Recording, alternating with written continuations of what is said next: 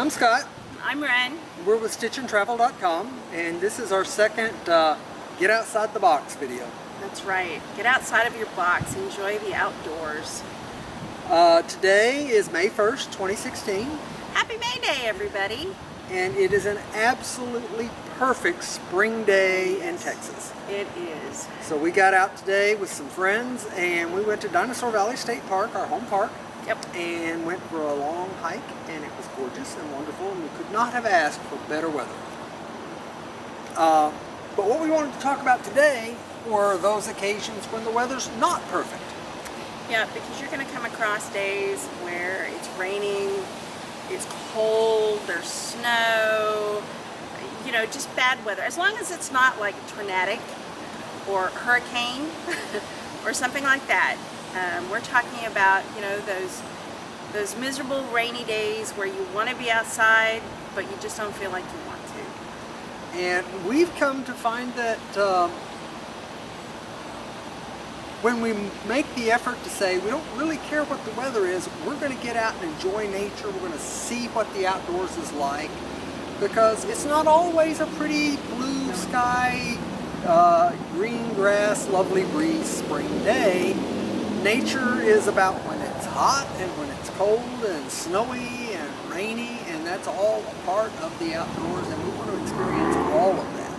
Yeah, it's some of the things that we've done on our travels lately, most people wouldn't want to do.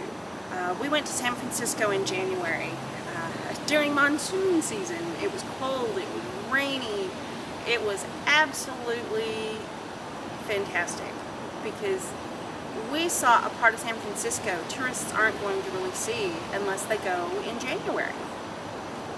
We went to San Francisco itself and spent a few days there. There'll be a blog post about that soon. As well as we went to the Henry Cowell Redwood State Park, and it rained that entire day, but that gave an atmosphere to the park that really showed it in a very different light than if it had been bright and sunny. A lot of mist and fog up in the trees, and it gave it a very different character, and we had the park in a large part nearly to ourselves. Yeah. One of the things that you'll see in some of the photos that we'll show, and also on the blog, that I was drenched. Head to toe, I was completely drenched. I know you were, but I looked like a drowned rat. But I had the most wonderful time, and I saw a part of that park that not everybody's going to see, because people just don't like to go to places when it's cold, wet, and rainy. But you should, because you're going to see a different aspect to things.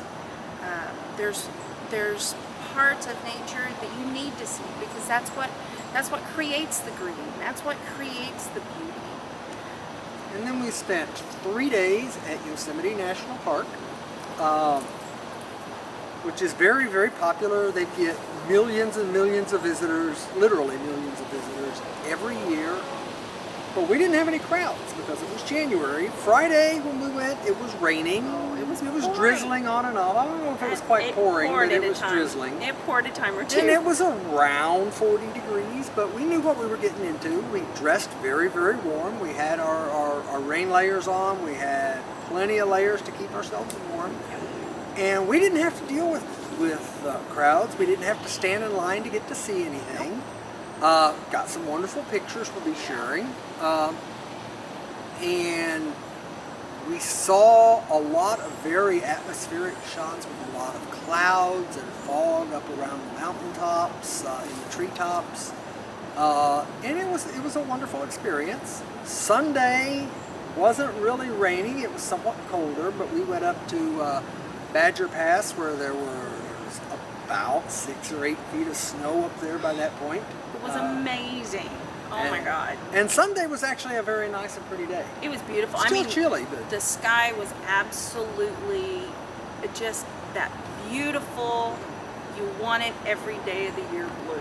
It was amazing. But we didn't have to deal with any crowds, and we didn't have to deal with traffic jams and stuck in line cruising around trying to find a parking place for hours and hours.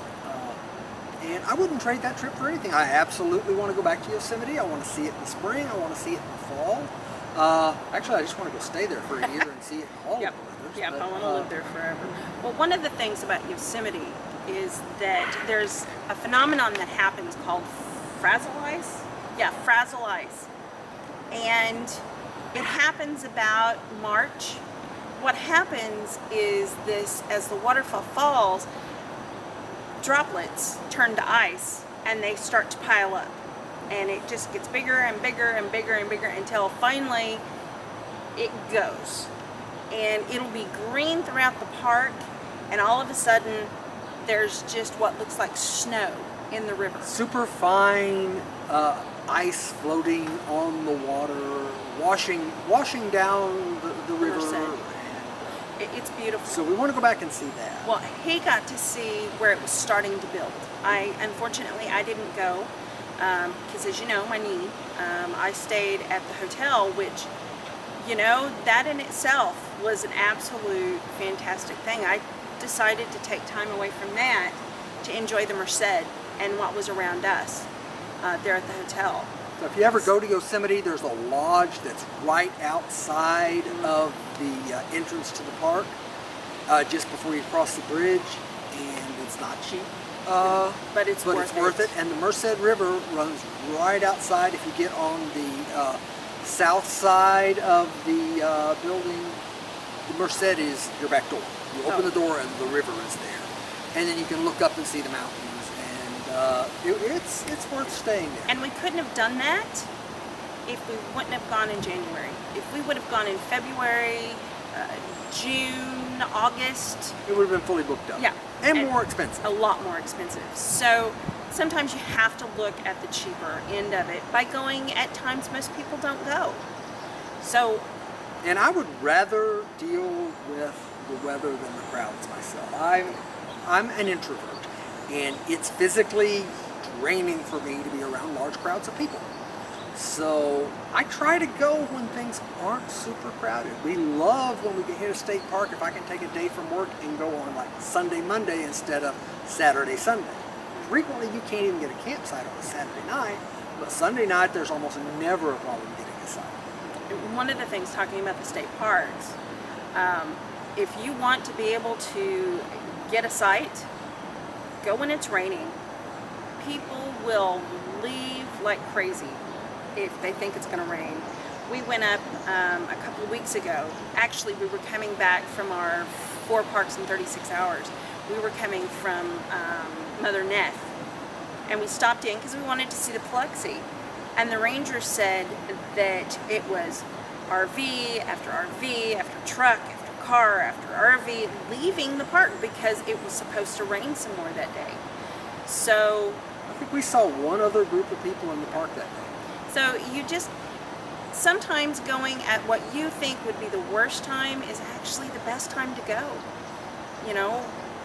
The key, I think, is understanding what you're getting into and making sure you've got the correct equipment and the correct clothing to deal with it. If you put on 3 or 4 layers that are not cotton, that will retain the moisture, and then you put out an outer water wind barrier, you can stay warm, reasonably comfortable in almost any weather. Now, we don't usually go out for a hike when it is pouring down, thunderstorm, but we don't mind getting out when it's drizzling. We don't mind getting when it's somewhat cold. Now, we wouldn't mind getting out when it's pouring if we had the right gear and we knew where we were going and we had a reason to go there and we weren't in a position that would be dangerous. That's the big thing. I learned my lesson, I guess it was last fall. There was a lot of storms, and he wanted to go see one of the parks in a storm. Not rain, but I wanted to go be outdoors in a full-blown, raging Texas thunderstorm. Yep. And I'm a little nervous of that because I'm nervous of tornadoes. There was a tornado. They said that there are tornadoes heading in that direction. They ended up going north of where we were at, and I had convinced him to go home. So he missed out. But don't ever sit back and not do something because you're afraid of the weather. be smart if you do it. What about the Parkers? There's a group that we follow on YouTube called the State Parkers, and they're also based out of Austin, I believe, and they travel to state parks. They're trying to visit all the state parks as well, and they do videos of them. They do good videos. Yeah, and you'll see right down in the comments, you'll see a link to the State Parkers YouTube page. But they go whatever the weather is. If they've decided they're going to a park this weekend, they get up and go, and whatever the weather's going, they just deal with it. Yeah, they're one of the reasons why we wanted to go to Lake Brownwood so badly. We had watched their video on let's try that again, on Lake Brownwood State Park, and they got into a shelter, and you could see the rain on the other side of the lake moving towards them.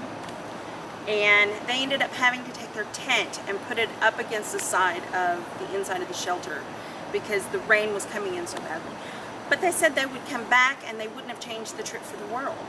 So thank you so much for that, you two. I tell ya. And I'm so happy myself that we went to Yosemite in the winter. Yes. And I want to go back in the spring and in the fall. But I'm so pleased that we went in the winter, and I wouldn't trade it for anything. No. So what was your favorite thing about hitting one of the parks when it was so, like Dinosaur Valley, since that's the one we always go to? Really, the only thing at Dinosaur Park most people think is there to see are the dinosaur tracks, and the dinosaur tracks are in the river. So when the river is up and you cannot see the dinosaur tracks and you can't go across the Biloxi to get to the hiking trails, what is there to do? What do you like about it? Well, we went today, and it was nice weather, but the river was running high. It's pretty swift too. And most of the hiking trails are on the opposite side of the river, so you can't get to them. You have to go through the river to get to the trails, and if the river's up, you can't do that. And of course, all the dinosaur footprints are in the river itself, so if the river's up, you don't get to see the dinosaur footprints. But there are some hiking trails that are on the park side, on the entrance side of the park. Those are a nice walk. And that meadow we saw today. Gorgeous meadow out there, fully covered with wildflowers all over the place. We took it. That was beautiful. Yeah, and it's right there by the sign, so that we went with our two friends and we walked all the way across the meadow, and we went and stood in front of the sign. And we never would have done that if we could have crossed the Biloxi to get onto the other side. But the Biloxi River itself is one of the few untamed rivers left in Texas. It's not got any dams on it. It's a short river. It's on limestone country. The Glen Rose Formation, it runs through most of that area. So when you get a big rain, it runs off into the river, and that river that normally you can wade through to get to the prints, and you can wade across the river no problem, suddenly becomes an extremely powerful and awesome river. I mean, it will fill up to the edge of the banks with huge trees that have been ripped from the banks flowing down that river, and then a few days later, and if you chose to, if you realize you couldn't see the footprints or you couldn't do the hiking, so we're not going to go today, you'd never see that. No. And it's worth seeing. A truly untamed river in full force is absolutely worth going to see. Now, if you want to see any of those videos of the Biloxi up, just take a look at our other videos that we have.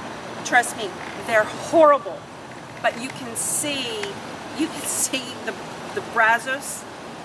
The Brazos, let me get that right. The Brazos in there, you can see Squaw Creek, and you can see the Biloxi where they all come together, and it doesn't look like three creeks and rivers coming together. It looks like a lake.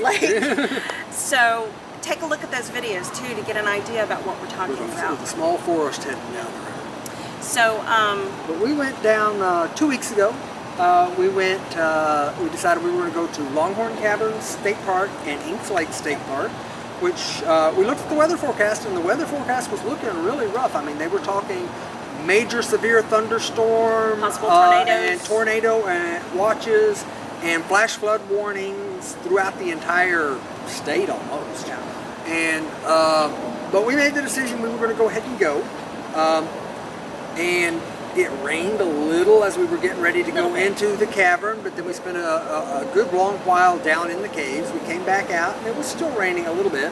It was sprinkling. But nothing major. And then we went up to Inks Lake State Park, which was fairly nearby. Oh my gosh, that is so beautiful.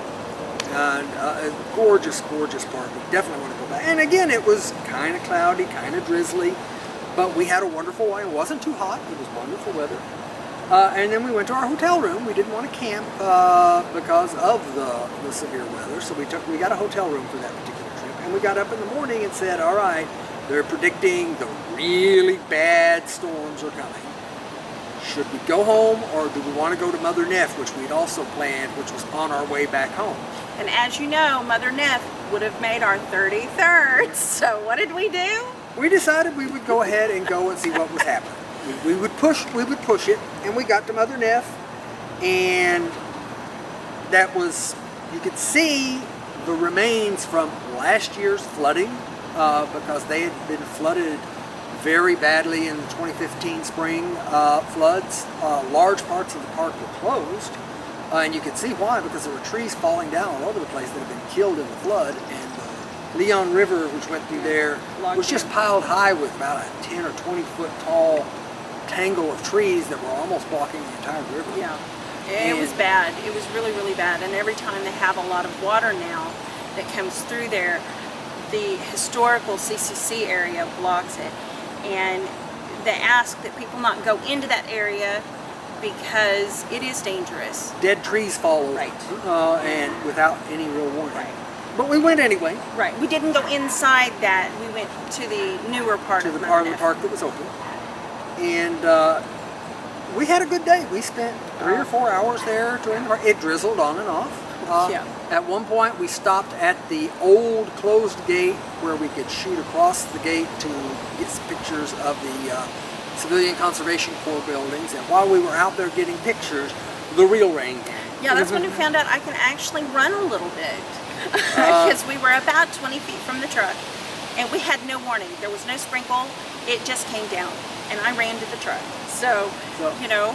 And it rained for a while, and we drove through some pretty hairy roads on the way back, but we took our time. We weren't in a hurry. Yep. And the rain cleared out about the time we got up toward Meridian, so we stopped for lunch, and we thought, let's hit Dinosaur Valley on the way back, because we were driving right past it, and let's go see the Paluxy again in full force, and it was as high as we'd ever seen it there. That was 2 weeks ago, and we were back there today, and it was still too high to get down there and see the footprints because it's rained earlier this week too. Yeah, but you could still. But it's way down. You could get way down there, and you could walk along the rocks, and it wasn't very awful. So we just can't stress enough that even if it's going to rain, get out there, do something. Now, I'm not saying if it's supposed to hail and you know they're talking about it's going to be golf size hail. Yeah. You know, be safe, be smart. But wet and windy is still better than sitting home and watching TV. It is. It really is. Unless you're watching our videos on YouTube. Right. You want to watch our videos. But then you can go. Yeah, please do. And we don't do as much hot weather, but we do get out when it's hot too, because Texas, storms in the spring we deal with. But for those who aren't in Texas, it can get up to 100, 105 degrees Fahrenheit here. It's a time or two, it's gotten up to 112. And it's not at all uncommon in the summer to hit those kind of temperatures. And there were times when we let that intimidate us, and we don't go for like big long walks or hikes when that happens. But we've headed out to parks and just kind of relaxed in the shade or got in the lake a bit. And if there's any kind of breeze, it's okay. It's perfectly acceptable to be out in that kind of weather. Drink a lot of water and don't overexert yourself. The thing is to understand how your body can react to different temperatures, dress appropriately with the right gear, and be sensible about it, and enjoy the outdoors in all of its different varieties. And if it gets too hot, go in the mornings, when it's cooler, go in the mornings to enjoy the outdoors, and then in the afternoons when it's so hot, go to the museums. If you're in the Dallas-Fort Worth area, go to the Kimball Museum or go to the Escher Museum. Go do something inside in the air conditioning while it's really hot. And then that evening, go out to one of our wonderful restaurants here in the DFW area or in your area and dine al fresco. You know, eat out on the patio. Watch the people, talk to people, get to know people. That's the part that I love about this, getting out. Since we've gotten out, we've made so many new friends. So don't let it intimidate you at all. And life is just better outdoors. I know that's the motto of the park system, but they're right. It is. So we're not going to bore you any longer. What you need to do is you need to get out. And live life outside of your box. Yes. And thank you so much for viewing, and you have a great day. Thanks.